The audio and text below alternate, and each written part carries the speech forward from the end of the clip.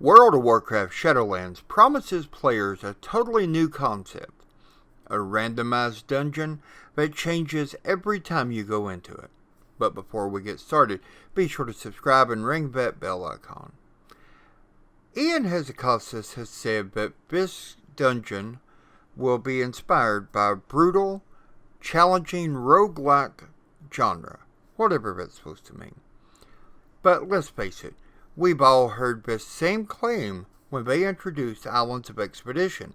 It was supposed to change everything, keep it fresh, and always make it feel like your first time on the island. Well, as we all know, that did fail miserably because I cannot begin to tell you the times that I've did a strip of 10 or more islands in a row, only to find that 3, 4, or even 5 of those islands were of the same type. Will Torghast Tower to Dam be different? Did they nail it this time? Or did they fail yet again? I guess only time will tell. Now this will be a max level dungeon for when you finally hit level 60 again, and Ian Hezekiah went on to say, I would call this our second major feature, because Torghast is a bit different than anything we've seen before. Torghast can be soloed or go in with up to 4 of your friends. Clace does not mean anything this time round.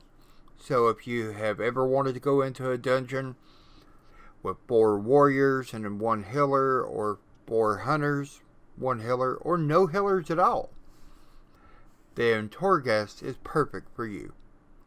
Each time you'll walk out with a permanent upgrade, but also each time you play you'll also earn a temporary buff that can change how you play forever. When in Torghast, you can check out the augments for your character's ability. For example, shamans could use Secrets of the Flame, which would give your fire spells a massive upgrade and weaken your frost spells. Ian goes on to say a different journey might offer a different option and different upgrades. None is going to be quite like the others.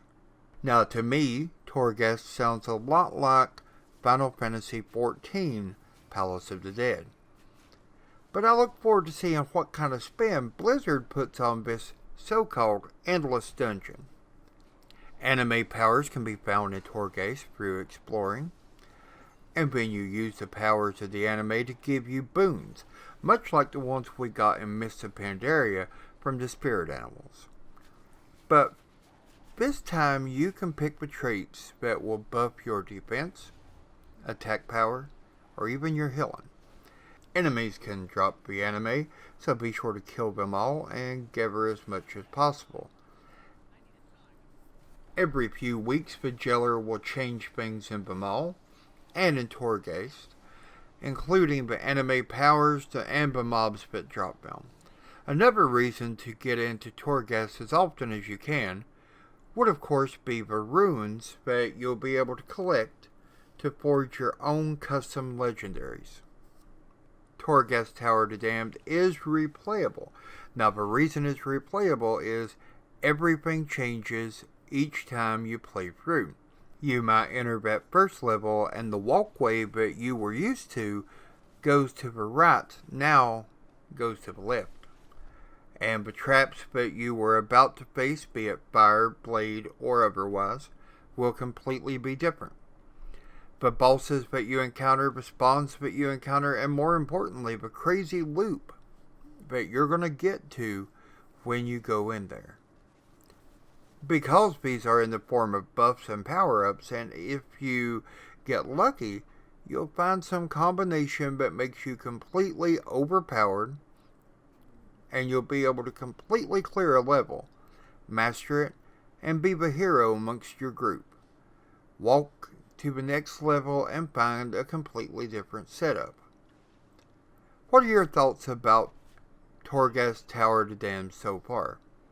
Let me know in the comments section below. Till next time, remember, why level alone when you can level up with Hulk Gaming?